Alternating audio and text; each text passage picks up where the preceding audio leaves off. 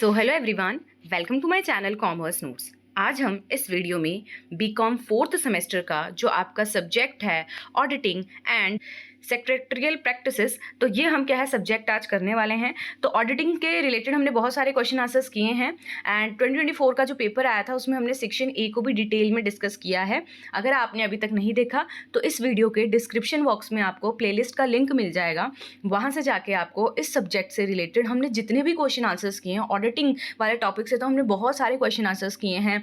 Multiple time जो repeat होते हैं वो क्वेश्चन किए हैं 15 मार्क्स के अकॉर्डिंग, एंड सेक्शन ए को डिटेल में सॉल्व किया है 2024 का जो पेपर है, और इंपॉर्टेंट क्वेश्चन आंसर्स की वीडियो भी हमने बनाई हुई है। तो सब आपको एक प्लेलिस्ट में मिल जाएगा जो इस वीडियो के डिस्क्रिप्शन बॉक्स में है। टेलीग्राम का लिंक भी है, आप उसको ज्वाइन कर लेना। कोई भी अपडेट होती है, कोई भी वीडियो बनती है तो सबसे पहले उसको वहाँ पे शेयर कर दिया जाता है, ठीक है। तो ये थी इन्फॉर्मेशन। अब हम ये वाला सब्जेक्ट कर रहे हैं। इस सब्जेक्ट का सेक्शन सी है जो उससे जो 15 मार्क्स के क्वेश्चंस बनते हैं, तो उसकी रिक्वेस्ट आई थी कि सेक्शन सी से रिलेटेड जो भी आपको कुछ इंपॉर्टेंट क्वेश्चन आंसर्स हैं वो हम इस वीडियो में करने जा रहे हैं, तो आपको देखना है और based on your response, your like, your comment, your feedback, हम क्या है फिर और क्वेश्चंस पे इस जो सेक्शन सी से आपको क्वेश्चन आंसर्स बनते हैं वो लाएंगे। तो आपको क्या करना होता है ना, अगर आप वीडियो देखते हो तो लाइक करो, उसको शेयर करो अपने फ्रेंड्स के साथ, ठीक है। एंड चैनल पे नए हो तो सब्सक्राइब करो, या फिर पुराने हो देख रहे हो वीडियोस सब्सक्राइब नहीं किया तो तब भी आपको करना है, ठीक है। तो स्टार्ट करते हैं। कंपनी सेक्रेटरी, पहला क्वेश्चन है हमारा कि कंपनी सेक्रेटरी कौन होता है एंड उसकी आपको बतानी है स्टैट्यूटरी लायबिलिटीज़ क्या होती है कंपनी सेक्रेटरी की। ये 15 मार्क्स का क्वेश्चन एज इट इज़ आपसे पूछा गया है, तो आ जाएगा। कैसे करना है वो देखते हैं। तो देखो, सबसे पहले आपको क्वेश्चन पता होना चाहिए कैसे पूछा है हमसे, फिर उसका हम आंसर देखेंगे। तो यहाँ पे आपसे पूछा है कि सीएस कौन होता है, ठीक है, एंड उसकी कौन कौन सी स्टैट्यूटरी लायबिलिटीज होती है कंपनी सेक्रेटरी की, तो बताओ। तो देखो, सबसे पहले हम अगर पढ़ें कि कंपनी सेक्रेटरी कौन होता है, तो कंपनी सेक्रेटरी जिसे हम सीएस बोलते हैं, ये एक ऐसा ऑफिसर होता है जो ये इंश्योर करेगा कि जो कंपनी है ना सारे लीगल रूल्स और रेगुलेशंस को फॉलो करे। इसको क्या इंश्योर करना है कि जो कंपनी है वो सारे के सारे रूल्स को, रेगुलेशंस को जो भी सेट किए हैं लॉ ने, वो प्रॉपर तरीके से उसको फॉलो करे, ठीक है। ये एक ऐसी पोस्ट होती है स्पेशली बड़ी कंपनीज में, ठीक है। तो ये क्या है, एक इंपॉर्टेंट पोस्ट होती है बड़ी कंपनीज में, ठीक है। और कंपनीज एक्ट 2013 के अंडर ना सीएस का क्या रोल होता है उसको प्रॉपर तरीके से डिटेल में डिफाइन किया गया है। तो यहाँ देखो क्या लिखा हुआ है, एक कंपनी सेक्रेटरी एक ऐसा ऑफिसर होता है कंपनी में जो ये मेक श्योर करेगा कि जो कंपनी है वो फॉलो करे ऑल रूल्स एंड रेगुलेशंस को जो भी सेट किए गए हैं लॉ के द्वारा। ये स्पेशली एक ऐसी इंपॉर्टेंट पोस्ट होती है कंपनी में, ठीक है, जो क्या है जिसके बारे में कि क्या रोल होने वाला है सीएस का, ठीक है, क्या ड्यूटीज़, क्या राइट्स, जो भी है प्रॉपर वो सब क्या है कंपनीज एक्ट 2013 में क्या है रिकॉग्नाइज किया है, पूरा प्रॉपर तरीके से डिफाइन किया गया है। ओके, तो सबसे पहले अगर हम देखें कि व्हाट आर स्टैट्यूटरी लायबिलिटीज, तो जो स्टैट्यूटरी लायबिलिटीज होती है वो क्या होती हैं, तो देखो क्या है ये कि इनका मतलब होता है कि वो रिस्पॉन्सिबिलिटीज, वो लायबिलिटीज, बेसिकली वो लायबिलिटीज जो लॉ के अंडर एक सीएस को क्या है निभानी होती ही होती है। अगर सीएस अपने काम में गलती करे या रूल्स ना माने या कुछ भी ना, मतलब इनमें से कोई भी चीज़ की अगर वो नहीं फॉलो करे तो उस पर क्या है फाइन भी चढ़ता है, और हो सकता है कुछ सीरियस केसेस में, मैटर्स में जेल भी हो सकती है। तो स्टैट्यूटरी लायबिलिटीज का मतलब होता है लीगल रिस्पॉन्सिबिलिटीज हैं आपकी, ठीक है, एक कंपनी सेक्रेटरी की, ठीक है, जो उसको फॉलो करनी ही करनी है लॉ के अंडर जो मेंशन है। अगर मान लो उसने अपनी ड्यूटी प्रॉपरली परफॉर्म नहीं की तो उसको पनिश किया जा सकता है फाइन के साथ, और इवन क्या है जेल भी हो सकती है सीरियस केसेस में। ओके, तो वो कौन कौन सी स्टैट्यूटरी लायबिलिटीज़ हैं कंपनी सेक्रेटरी की, तो वही हम देखने वाले हैं। सबसे पहले है इंश्योरिंग लीगल कंप्लायंस। अब इसका क्या मतलब होता है कि देखो सीएस का काम होता है कि जो कंपनी है, ठीक है, वो सारे रूल्स रेगुलेशंस को फॉलो करे, जैसे जो कंपनीज एक्ट में लिखे हैं उसके अकॉर्डिंग वो चले, ठीक है। कंपनी सेबी ने जो गाइडलाइंस दे रखी है, अगर कंपनी लिस्टेड है तो सेबी ने क्या दी होंगी, कुछ गाइडलाइंस दे रखी होंगी ना लिस्टेड कंपनी के लिए, तो वो फॉलो कर रही है या नहीं कर रही कंपनी, ये इंश्योर करना होता है। फिर जैसे जीएसटी हो गया, इनकम टैक्स हो गया, या कोई भी अदर लॉ है जो क्या है कंपनी को फॉलो करने हैं, तो उसे ये मेक श्योर करना है कि भाई हाँ कंपनी क्या है रूल्स को फॉलो करे। अगर कोई लीगल रूल, ठीक है, ये कह लो कि नहीं फॉलो किया जा रहा, ठीक है, if the company breaks the law, अगर कंपनी ने कोई रूल फॉलो नहीं किया या तोड़ा, ठीक है, तो and it is due to, और अगर ये क्या है मान लो किसके कारण हो रहा है, सीएस की मिस्टेक या नेग्लिजेंस के कारण अगर हुआ है, तो भाई उसको क्या है हेल्ड पर्सनली लायबल हो जाता है वो, ठीक है। तो वही लिखा हुआ है वो पर्सनली क्या है लायबल हो सकता है। तो इसमें ये बोला कि अगर सीएस ने अपना काम ठीक से नहीं किया तो पर्सनली वो लायबल हो सकता है। नेक्स्ट आपका है फाइलिंग रिटर्न्स एंड डॉक्यूमेंट्स। जो CS है उसको क्या है, फाइल करना होता है इंपॉर्टेंट डॉक्यूमेंट्स को रजिस्ट्रार ऑफ कंपनी के पास, जैसे एनुअल रिटर्न हो गए, फाइनेंशियल स्टेटमेंट्स हो गई, बोर्ड रिजोल्यूशंस हो गए। अगर मान लो ये जो फाइलिंग है ये लेट हो जाती है या इनकरेक्ट उसने कर दी तो CS क्या है, उसको फाइन भी किया जा सकता है। थर्ड है मेंटेनिंग स्टेटूटरी रिकॉर्ड्स। जो भी क्या है मेंटेन करने पड़ते हैं CS को रिकॉर्ड, जैसे रजिस्टर ऑफ मेंबर्स हो गया, minutes of board and general meeting हो गया, शेयर सर्टिफिकेट्स एक्सेट्रा हो गए, ये सारे उसको मेंटेन करके रखने पड़ते हैं। अगर उसने मेंटेन नहीं किए ये सारे प्रॉपरली तो उसने वायलेशन ऑफ द लॉ अगर करा है, ठीक है, तो इसको वायलेशन ऑफ लॉ बोल देंगे कि भाई आपको, आपकी रिस्पॉन्सिबिलिटी थी, आपको इस सबको मेंटेन करना था और नहीं किया, ठीक है। तो ये भी क्या है, उसकी एक जिम्मेदारी है कि उसको करना ही करना है। नेक्स्ट है मिस स्टेटमेंट इन डॉक्यूमेंट्स। अगर मान लो जो CS है उसने नोइंगली, उसको पता था, ठीक है, उसने अलाउ करा फॉल्स या मिसलीडिंग इन्फॉर्मेशन को किसी भी पब्लिक डॉक्यूमेंट में, जैसे प्रोस्पेक्टस हो गया, ठीक है, तो उसको फाइन किया जा सकता है, पनिश किया जा सकता है। इसके अंदर जैसे कि सिविल और क्रिमिनल लाइबिलिटी आ जाती है, ठीक है, उसको फाइन किया जाएगा या जेल भी हो सकती है, डिपेंड कि क्या किस तरीके का मतलब कि उसने अलाउ किया था कि फॉल्स या मिसलीडिंग इन्फॉर्मेशन है जो, ठीक है। नेक्स्ट है हेल्पिंग विद मीटिंग्स। अब इसमें क्या है, जो CS है उसको ये इंश्योर करना होता है कि मीटिंग्स क्या है टाइम पे हो, प्रॉपर नोटिस सबको दिया जाए, माइन्यूट्स को प्रॉपरली रिकॉर्ड किया जाए। अगर ऐसा करने में वो क्या है सक्षम नहीं होता है तो CS क्या है लाइबली होगा, ठीक है, लीगली लाइबल है वो। रोल इन फ्रॉड और मिसकंडक्ट। अगर मान लो CS है वो इन्वॉल्व है किसी भी फ्रॉड में, चीटिंग में, या उसने हाइड किए इंपॉर्टेंट फैक्ट्स को, तो उसको फेस करना पड़ सकता है स्ट्रिक्ट पेनल्टीज को, ठीक है। अब पेनल्टीज क्या, अगर उसने कंप्लायंस नहीं करा कुछ, ठीक है, तो फाइन हो सकता है जो क्या है 50,000 से 5 लाख या उससे ज़्यादा भी हो सकता है, और इम्प्रिजनमेंट भी हो सकती है अगर सीरियस ऑफेंस है, जैसे फ्रॉड हो गया, मिस स्टेटमेंट हो गया, एंड डिस्क्वालिफिकेशन भी होती है, ठीक है, वर्किंग करने से रोक दिया जाएगा, ठीक है, उसको अगर कुछ सीरियस मैटर्स है तो समरी देखें तो हमने क्या पढ़ा कि जो कंपनी सेक्रेटरी है ये लीगली रिस्पॉन्सिबल होता है कि उसे मेक श्योर करना है कि कंपनी फॉलो करे सारे के सारे rules. If they do not do their job properly, अगर उसने अपनी जॉब को प्रॉपरली नहीं परफॉर्म किया, जैसे रॉन्ग पेपर्स फाइल कर दिए, फैक्ट छुपाए, रिकॉर्ड मेंटेन नहीं किए, तो लॉ क्या है पनिश करता है उसको फाइन के साथ, जेल के साथ, ठीक है। तो ये एक उसकी रिस्पॉन्सिबिलिटी होती है कि उसको क्या है सारी चीज़ें देखनी है। नेक्स्ट क्वेश्चन है आपका, what is a point of order, how can it be raised. तो पॉइंट ऑफ ऑर्डर क्या होता है, कैसे इसे रेज किया जाता है, आपको ये बताना है डिटेल में। तो स्टार्ट करते हैं क्वेश्चन नंबर 2 को। तो पॉइंट ऑफ ऑर्डर क्या होता है बेसिकली, तो देखो बोल रहे हैं कि पॉइंट ऑफ ऑर्डर एक फॉर्मल ऑब्जेक्शन होता है, ठीक है, जो किसी मीटिंग के दौरान उठाई जा सकती है जब किसी रूल या प्रोसीजर का वायलेशन हो रहा हो। आई रिपीट, क्या बोला कि पॉइंट ऑफ ऑर्डर एक ऐसा फॉर्मल ऑब्जेक्शन है बेसिकली, ठीक है, ऑब्जेक्शन होता है जो किसी भी मीटिंग के दौरान उठाया जा सकता है जब किसी रूल या प्रोसीजर का क्या है वायलेशन हो रहा हो। ओके यानी अगर मीटिंग में कोई काम रूल्स के अगेंस्ट हो रहा हो, है ना, या कोई प्रोसेस ठीक से फॉलो नहीं कर रहा है, ठीक है, कोई, तो कई बार क्या होता है जो मेंबर्स है वो पॉइंट ऑफ ऑर्डर्स क्या है रेज कर सकते हैं। ओके तो देखो क्या लिखा हुआ है, a point of order is a formal objection जो क्या है रेज किया जा सकता है मीटिंग के दौरान अगर मेंबर को लग रहा है कि रूल्स लॉज या प्रॉपर प्रोसीजर क्या है फॉलो नहीं किया जा रहा है। इसको यूज किया, it is use to correct, इसको क्या है यूज किया जाता है करेक्ट करने के लिए मिस्टेक को या फिर स्टॉप करने के लिए, ठीक है, अगर कोई ऐसा काम हो रहा है जो क्या है रूल को तोड़ के हो रहा है या फिर रूल के अकॉर्डिंग नहीं हो रहा। नेक्स्ट अगर हम इसका एग्जाम्पल देखें तो एग्जाम्पल में क्या लिखा हुआ है कि अगर if a member start discussing a topic that is not on the meeting agenda, अगर मीटिंग एजेंडा क्या होता है जिसमें बताया होता है कि इस पॉइंट पे क्या है मीटिंग में डिस्कशन होगी। अब मान लो कोई ऐसा टॉपिक है जो विदाउट मेंशनिंग डिस्कस होने लग गया, अनदर मेंबर क्या है स्टैंड हो सकता है, खड़े हो सकता है और बोल सकता है पॉइंट ऑफ ऑर्डर, ठीक है, कि भाई जो भी मतलब चेयरमैन है उनको बोल सकता है कि ये जो मैटर है जिसपे अब डिस्कशन हो रही है ये लिस्टेड नहीं है एजेंडा में, ठीक है, तो जो चेयरमैन है वो क्या है फिर पॉज कर सकता है उस डिस्कशन को, ठीक है, एंड वो फिर क्या है डील करेगा उस ऑब्जेक्शन के साथ जो क्या है रेज किया गया। नेक्स्ट आता है कब पॉइंट ऑफ ऑर्डर रेज किया जा सकता है, क्योंकि ये पूछा है आपसे। तो देखो यहाँ पे यही लिखा हुआ है कि रूल्स ब्रेक हो रहा है तब इसको यूज़ किया जा सकता है ना, जैसे कि मान लो मीटिंग है जो उसमें जो भी रूल्स है प्रोसीजर्स है उसको तोड़ा जा रहा है, ठीक है, या फिर जो डिस्कशन है वो क्या है आउट ऑफ द टॉपिक हो रही है, ठीक है, या फिर जो मिनिमम नंबर ऑफ मेंबर्स है जो कोरम है वो प्रेजेंट नहीं है फिर भी अगर आप मीटिंग करा रहे हो, या एक मेंबर है जो यूज़ कर रहा है इनएप्रोप्रिएट लैंग्वेज या बिहेवियर, ठीक है, a motion is introduce incorrectly, या अगर कोई मोशन है वो इनकरेक्टली यूज़ किया गया है, ठीक है, तो वही है रूल्स को ब्रेक कर रहे हैं तब आप इसको यूज़ कर सकते हो। एजेंडा अगर फॉलो नहीं कर रहे हो तब भी क्या है पॉइंट ऑफ ऑर्डर रेज किया जा सकता है। टाइम लिमिट क्या है क्रॉस हो रहा हो, ठीक है, या इम्प्रॉपर लैंग्वेज बिहेवियर यूज़ कर रहे हैं, या फिर कोरम क्या है ना हो तो क्या है, इसको रेज किया जा सकता है। अब आपसे क्वेश्चन पूछा था, how is a point of order raised, कैसे इसे रेज किया जा सकता है। तो देखो, जो मेंबर है वो तुरंत खड़ा होता है, ठीक है, या टेंशन लेता है। वो कहता है कि point of order, chairman meeting stop करते हैं और क्या उस पॉइंट को सुनते हैं। मेंबर क्लियरली बताता है कौन सा रूल मतलब ब्रेक हो रहा है। चेयरमैन डिसीजन लेता है कि अगर पॉइंट ऑफ जो है पॉइंट उसका सामने वाले का सही है तो रूल करेक्ट किया जाएगा, अगर पॉइंट गलत है तो चेयरमैन क्या है उसे फिर रिजेक्ट कर देगा। सिंपल सा ऐसा होता है।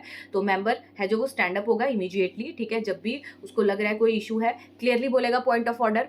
फिर चेयरमैन क्या है, पॉज करेगा मीटिंग को, आस्क करेगा उससे कि हाँ भाई एक्सप्लेनेशन दो, आपको क्यों लग रहा है ऐसा। फिर मेंबर एक्सप्लेन करेगा कि ये रूल, ये प्रोसीजर आप क्या है तोड़ रहे हो या फिर ये प्रॉपर फॉलो नहीं हो पा रहा है। फिर चेयरमैन क्या है, देखता है, अपनी रूलिंग देगा। अगर उसे लग रहा है पॉइंट कि हाँ भाई वैलिड है तो वो क्या है उस एरर, जो भी एरर है उसे करेक्ट करेगा। अगर उसे लग रहा है कि पॉइंट वैलिड नहीं है तो वो क्या है कंटिन्यू करेगा मीटिंग को। अब है इंपॉर्टेंट नोट। तो इंपॉर्टेंट नोट में अगर हम यहाँ पे बात करें कि जो पॉइंट ऑफ ऑर्डर है सिर्फ प्रोसीजरल मैटर के लिए होता है, पर्सनल इशू के लिए इसे नहीं रेज किया जाता। ये इमीडिएटली इंटरप्ट मतलब करता है मीटिंग को, ठीक है, एकदम से। और चेयरमैन को क्या है, डिसीजन, जो चेयरमैन का डिसीजन होता है वो फाइनल होता है, ठीक है। बेशक मतलब कि उसके अकॉर्डिंग, उसकी जजमेंट के ऊपर क्या है सारी बात होती है। तो सिंपल वे में बोले तो पॉइंट ऑफ ऑर्डर एक ऐसा तरीका है जिसमें मेंबर क्या है पॉइंट आउट कर सकता है मिस्टेक को, जो भी रूल्स ब्रेक हो रहे हैं मीटिंग के दौरान। ये हेल्प करता है कि मीटिंग ना ऑर्गेनाइज्ड वे में हो, फेयर वे में हो, जिस टॉपिक पे है उसमें हो, ठीक है। तो पॉइंट ऑफ ऑर्डर क्या है, वो सिंपली बोल देगा एंड एक्सप्लेन करेगा इशू को। चेयरमैन डिसाइड करेगा कि वेदर इसको ऑब्जेक्ट करना है, ऑब्जेक्शन है जो वो राइट करनी है या रॉन्ग करनी है, ठीक है। तो ये था question number 2। Now question number 3 में देखते हैं। तो क्वेश्चन नंबर 3 में है what is OPC, one person company. ये क्वेश्चन बहुत इंपॉर्टेंट है। ओपीसी के बारे में आपको आता है, ठीक है, डिटेल में आता है। 5 मार्क्स में तो आता ही आता है, आपने देखा होगा अपने प्रीवियस ईयर क्वेश्चन आंसर्स में। At the same time 15 marks में भी ये आ जाता है, क्योंकि 2024 में आपको 15 मार्क्स में भी आया हुआ है शायद, ठीक है। तो देखते हैं वन पर्सन कंपनी के बारे में, अगर आपको आता है तो क्या होती है कंसेप्ट, यहाँ पे हम समझते हुए चलते हैं। तो देखो, ओपीसी क्या होती है ना, ओपीसी एक ऐसी कंपनी होती है जो सिर्फ एक ही पर्सन के द्वारा क्या है स्टार्ट की जा सकती है। इसका मतलब ओनर भी वही होगा और डायरेक्टर भी वही होगा। ये कंसेप्ट कंपनीज एक्ट 2013 के अंडर इंट्रोड्यूस हुआ था, ताकि जो स्मॉल बिजनेसेस होते हैं, ओनर्स होते हैं, ठीक है, या फिर जो एंटरप्रेन्योर्स होते हैं, ठीक है, वो भी क्या अपनी लिमिटेड लायबिलिटी कंपनी क्या है बना सकते हैं।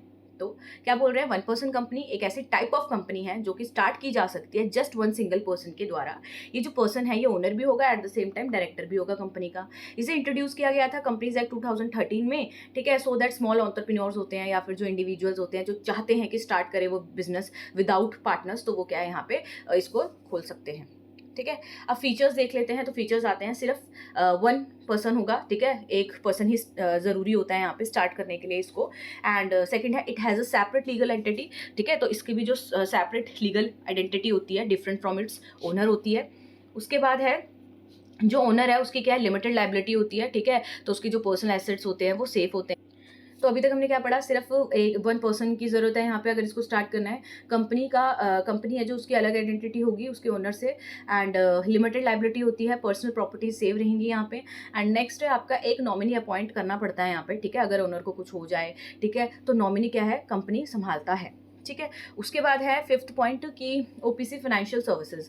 तो यहाँ पे क्या बोल रहे हैं, कैन नॉट कैरी आउट, जो ओपीसी है वो क्या है कैरी आउट नहीं कर सकती है नॉन बैंकिंग फाइनेंशियल सर्विसेज, जैसे इन्वेस्टमेंट हो गया ना, लैंडिंग हो गया, ये नहीं कर सकती है वो, ठीक है। अच्छा, अब आपको ये क्वेश्चन आता है कि प्रोसीजर क्या है अगर आपको फॉर्मेशन करनी है ओपीसी की, वन पर्सन कंपनी की अगर आपको फॉर्मेशन करनी है तो क्या प्रोसीजर होता है। तो सबसे पहले है अप्लाई फॉर DSC, मतलब digital signature certificate.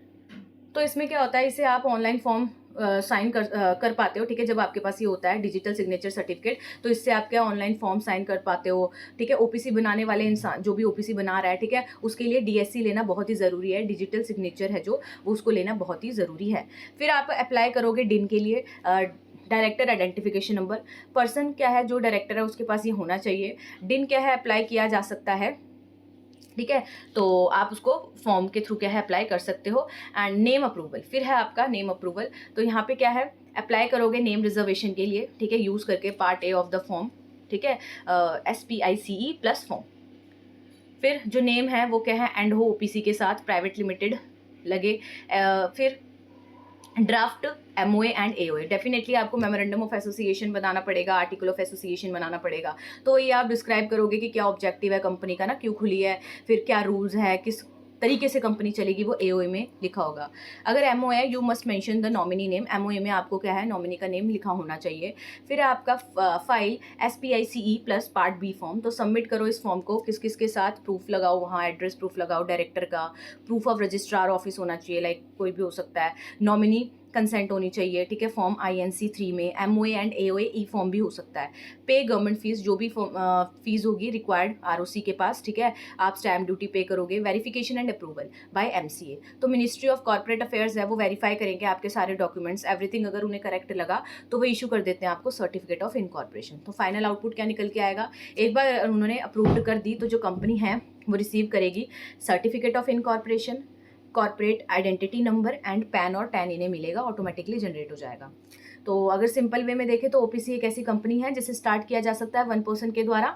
Solo business owner क्या है, जो चाहता है कि लिमिटेड लायबिलिटी एंजॉय करे एट सेपरेट बिजनेस आइडेंटिटी हो, तो उसके लिए कंसेप्ट है आपको डिजिटल सिग्नेचर लेना पड़ेगा, नेम सेलेक्ट करना पड़ेगा, डॉक्यूमेंट्स को रजिस्ट्रार ऑफ ऑफिस में देना पड़ेगा और अपॉइंट करना पड़ता है नॉमिनी, फाइल करो सब कुछ MCA के पास, अगर उन फॉर्म के थ्रू अगर उन्होंने अप्रूव कर दिया तो आपको सर्टिफिकेट ऑफ इनकॉर्पोरेशन मिल जाता है। तो ये सिंपल हमने एक प्रोसेस पढ़ा है, आपके बुक में डिटेल दिया है तो आप उसको भी कर सकते हो, ठीक है। नेक्स्ट आपका क्वेश्चन है explain different type of resolution that can be passed in company meeting. तो ऐसे कौन कौन से टाइप के रेजोल्यूशंस होते हैं जिसे पास किया जाता है कंपनी मीटिंग में, तो बताइए। तो सबसे पहले हम देखते हैं रेजोल्यूशन क्या होते हैं, फिर इनके हम क्या है टाइप्स पढ़ेंगे 1 by 1। तो देखो रेजोल्यूशन का मतलब होता है कंपनी के मेंबर या बोर्ड के द्वारा लिया गया एक ऑफिशियल डिसीजन, ठीक है। ये डिसीजन किसी मीटिंग के दौरान वोट करके लिया जा सकता है, जिसे कंपनी के रिकॉर्ड में फिर लिखा जाता है, जैसे कि डायरेक्टर अपॉइंट करना हो गया, नाम चेंज करना हो गया या अकाउंट्स अप्रूव करना हो गया, ठीक है। तो देखो क्या लिखा हुआ है, एक रेजोल्यूशन होता है, जो रेजोल्यूशन है ये एक फॉर्मल डिसीजन होता है जिसे हम कहाँ पास करते हैं, मतलब पास किसके द्वारा किया जाता है, मेंबर्स के द्वारा या बोर्ड ऑफ द कंपनी के द्वारा मीटिंग के दौरान। ये शो करता है, इट शो दैट जो कंपनी है वो अग्रीड हुई है कुछ समथिंग चीज़ में, ठीक है, ऑफिशियली, लाइक अपॉइंट करना हो डायरेक्टर को, अप्रूव करना हो किसी अकाउंट्स को, या फिर कंपनी का नाम चेंज करना हो, तो इनमें क्या है सारे अग्री हो चुके हैं, ये उस चीज़ को शो करता है। अब आपसे पूछा गया था भाई टाइप्स बताओ रेजोल्यूशन के, तो देयर आर 3 मेन टाइप्स, तो 3 मेन टाइप्स है रेजोल्यूशन के। कंपनीज एक्ट 2013 के अंडर अगर हम पढ़े तो 3 टाइप्स को अगर हम पढ़े तो सबसे पहला है ऑर्डिनरी रेजोल्यूशन। ऑर्डिनरी रेजोल्यूशन की अगर हम बात करें तो इसमें क्या होता है कि an ordinary resolution is passed when more than 50% simple majority of the members present and voting agree to the proposal. तो क्या बोल रहे हैं, अगर प्रपोजल को 50% से ज़्यादा मेंबर्स जो प्रेजेंट है और वोट कर रहे हैं वो सपोर्ट करते हैं तो वो ऑर्डिनरी रेजोल्यूशन कहलाता है। एग्जाम्पल अपॉइंटमेंट ऑफ डायरेक्टर हो गया, approval of financial statements, declaration of dividend हो गया, या फिर ऑडिटर को अपॉइंट करना हो गया। तो यहाँ पे क्या है, ये जनरल या रूटीन बिजनेस मैटर्स के लिए यूज होता है। फिर आता है स्पेशल रेजोल्यूशन। अब स्पेशल रेजोल्यूशन में क्या लिखा है, a special resolution is passed when at least 75% of the members जो कि प्रेजेंट है और वोट कर रहे हैं वो उसके फेवर में हो। जैसे कि पढ़ लेते हैं, अगर प्रपोजल को कम से कम 75% मेंबर सपोर्ट कर रहे हैं जो प्रेजेंट है और वोट कर रहे हैं तो ये स्पेशल रेजोल्यूशन माना जाता है। एग्जांपल है इसमें, जैसे कि अगर कंपनी का नाम बदलना है, MOA या फिर AOA में चेंजेस लाने हैं, कंपनी को वॉलंटरली बंद करना है आपने, या स्पेशल शेयर्स को इशू करना है, ठीक है, डिफरेंशियल राइट्स के साथ, तो फिर क्या आप स्पेशल रेजोल्यूशन ला सकते हो। अच्छा, ये यूज़ कब होता है, तो ये इंपॉर्टेंट जो मेजर डिसीजन होते हैं जो अफेक्ट कर सकते हैं कंपनी को मेजरली, तो उसमें क्या है स्पेशल रेजोल्यूशन यूज़ होता है। फिर आता है board resolution. A board resolution is passed by the board of directors in a board meeting, not by shareholders. तो नाम से पता लग रहा है बोर्ड रेजोल्यूशन पास किया जाएगा बोर्ड ऑफ डायरेक्टर के द्वारा बोर्ड मीटिंग में, ना कि शेयर होल्डर्स के द्वारा। कहाँ कहाँ पे यूज़ हो सकता है, ठीक है, तो बैंक अकाउंट खोलना है, जनरल मीटिंग बुलानी है, कंपनी की पॉलिसीज डिसीजन से रिलेटेड है, या इंटरनल ऑडिटर को अपॉइंट करना है, ठीक है, तो ये यूज़ किया जाता है। कब इसको हम यूज़ कर सकते हैं, तो भाई डायरेक्टर इसको पास करते हैं मैनेज करने के लिए डे टू डे ऑपरेशंस को कंपनी के। तो यहाँ पे आप समरी टेबल दे सकते हो। ऑर्डिनरी रेजोल्यूशन पास किया जाता है शेयर होल्डर के द्वारा, 50% से ज़्यादा अप्रूवल होनी चाहिए, मतलब वोट करे लोग प्रेजेंट वाले, एंड यूज्ड होता है रूटीन मैटर्स के लिए, ठीक है। स्पेशल रेजोल्यूशन शेयर होल्डर ही पास करते हैं, एटलीस्ट 75% होना चाहिए, इंपॉर्टेंट डिसीजन के लिए यूज़ होता है। And board resolution board of directors क्या पास करते हैं, मेजॉरिटी ऑफ डायरेक्टर्स यहाँ पे प्रेजेंट होने चाहिए, एंड ऑपरेशनल मैटर्स के लिए क्या है इसको किया जाता है। तो सिंपल आप देख सकते हो रेजोल्यूशन क्या होता है, ऑफिशियल डिसीजन होता है जो कंपनी ने मीटिंग में लिया है। ऑर्डिनरी रेजोल्यूशन में 50% से ज़्यादा की अप्रूवल चाहिए, स्पेशल रेजोल्यूशन में एटलीस्ट 75% अप्रूवल चाहिए, एंड बोर्ड रेजोल्यूशन में क्या है, बोर्ड ऑफ डायरेक्टर्स क्या है, डे टू डे मैटर्स पे रेजोल्यूशन पास करते हैं। नेक्स्ट क्वेश्चन है आपका, discuss the statutory provisions regarding the maintenance of minutes of companies meeting. तो कंपनी के जो मीटिंग होते हैं, जब कंपनी की मीटिंग होती है तो उसमें आप क्या है, माइन्यूट्स को प्रिपेयर करते हो प्रॉपर तरीके से, तो उसकी मेंटेनेंस के रिगार्डिंग कुछ प्रोविजंस दे रखे हैं, ठीक है, आपको स्टैट्यूटरी, ठीक है, तो वही प्रोविजंस आपको बताने हैं। तो स्टार्ट करते हैं इसको हम करना। तो ये भी इंपॉर्टेंट क्वेश्चन है आपका। तो देखो क्या बोल रहे हैं कि maintenance of minutes of a company meeting का मतलब होता है कि आपकी ना लीगल रिक्वायरमेंट होती है कुछ जो कि कंपनी को फॉलो करनी पड़ेगी, उन्हें प्रॉपर रिकॉर्ड को मतलब मेंटेन करके चलना पड़ेगा जो भी मीटिंग अगर हुई थी, ठीक है। तो यहाँ यही लिखा हुआ है कि legal requirement that company must follow to keep a proper record of meetings held by their board of director. अगर बोर्ड ऑफ डायरेक्टर ने कोई मीटिंग की है, शेयर होल्डर ने कोई मीटिंग की है, ये जो माइन्यूट्स होते हैं ये इसेंशियल होते हैं, ठीक है। क्यों? क्योंकि ये क्या ऐसे डॉक्यूमेंट होते हैं essentials as they document the decisions made and actions taken during the meeting. क्योंकि इसमें हमने वो सब लिखा होता है ना कि क्या डिसीजन लिए गए, कैसे कैसे एक्शंस हुए मीटिंग के अंदर, ठीक है। तो एक ऑफिशियल रिकॉर्ड हो जाता है, ठीक है। तो अब हम देख लेते हैं मेन कि क्या क्या है। तो सबसे पहले तो लीगल रिक्वायरमेंट आती है। अब लीगल रिक्वायरमेंट की बात करें तो देखो कंपनीज एक्ट 2013 के under every company is required, हर एक कंपनी का रिक्वायर्ड है कि वो मेंटेन करेगी एक्यूरेट माइन्यूट्स को हर मीटिंग के। इसके अंदर क्या है, उसके अंदर क्या इंक्लूड होता है, meeting of board of director हो गया एंड शेयर होल्डर हो गया जनरल मीटिंग में, ठीक है। ये एक्ट स्पेसिफाई करता है दैट जो माइन्यूट्स हैं वो क्या है, रिकॉर्ड करो माइन्यूट बुक में, जो मस्ट मतलब कि आपको मस्ट है कि कीप करनी है कंपनी के रजिस्ट्रार ऑफिस में और अनदर डेजिग्नेटेड प्लेस है जो उसमें, ठीक है। नेक्स्ट है फॉर्मेट ऑफ द माइन्यूट। तो माइन्यूट को क्लियर और सिंपल फॉर्मेट में रिकॉर्ड किया होता है, ठीक है। इसमें मीटिंग की डेट, टाइम, प्लेस मेंशन होना चाहिए, ठीक है। एंड जो लोग मीटिंग में हैं उनकी लिस्ट भी क्या है इसमें होनी चाहिए, ओके।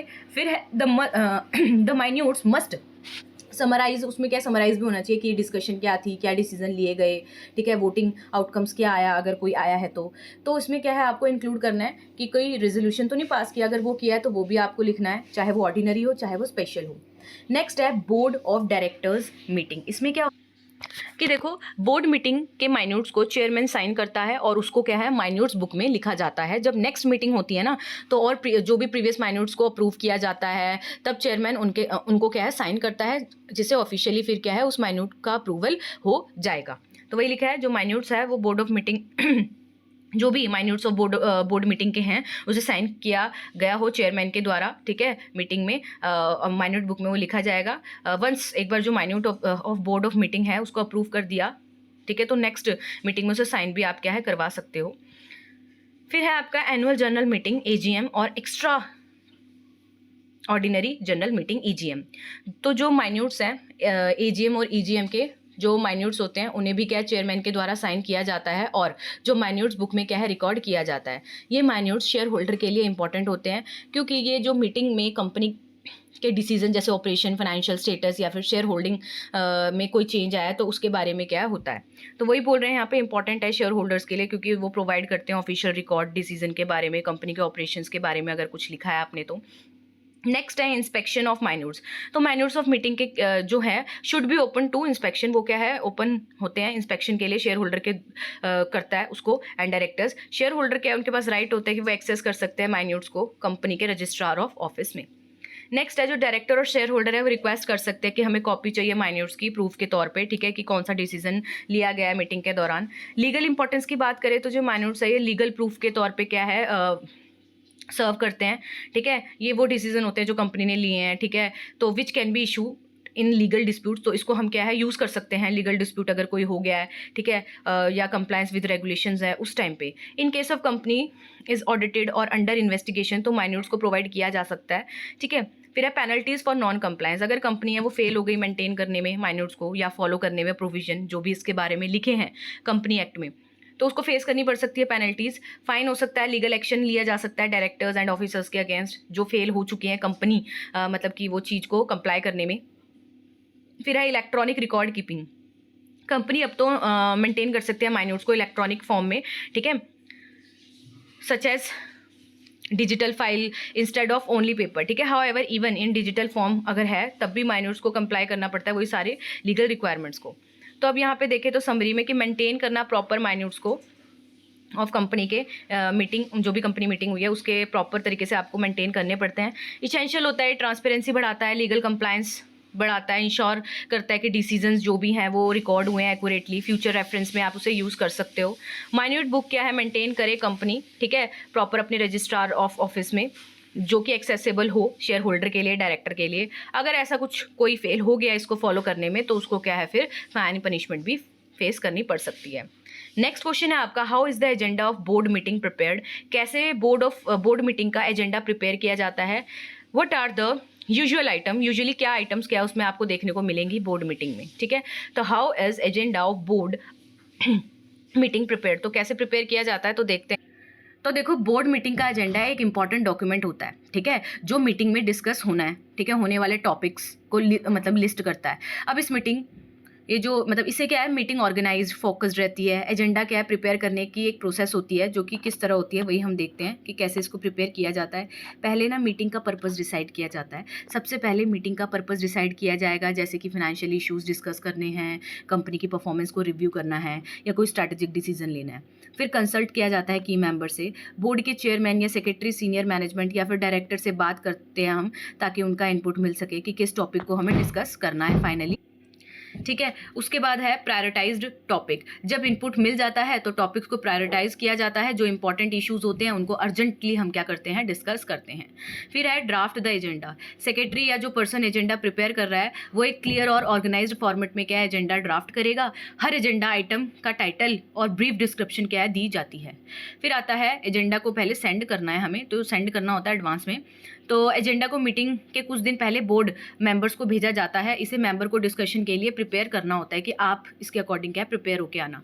नेक्स्ट है एजेंडा को रिव्यू और अप्रूव भी करना होता है फिर, है ना। तो मीटिंग के शुरुआत में बोर्ड एजेंडा है जो, ठीक है, उसको रिव्यू करा जाता है, और अगर कोई चेंजेस उसमें हो या अगर नया टॉपिक को ऐड करना है तो वो भी डिसाइड कर लिया जाता है। अब कौन कौन सी यूजुअली आपको चीज़ें देखने को मिलती हैं यहाँ पे, तो जो बोर्ड मीटिंग का एजेंडा है उसमें कुछ स्टैंडर्ड आइटम्स होती हैं, लेकिन कंपनी के इशू के मतलब जो भी उसके इश्यूज़ हैं उसके हिसाब से क्या है वो टॉपिक अलग अलग भी हो सकते हैं।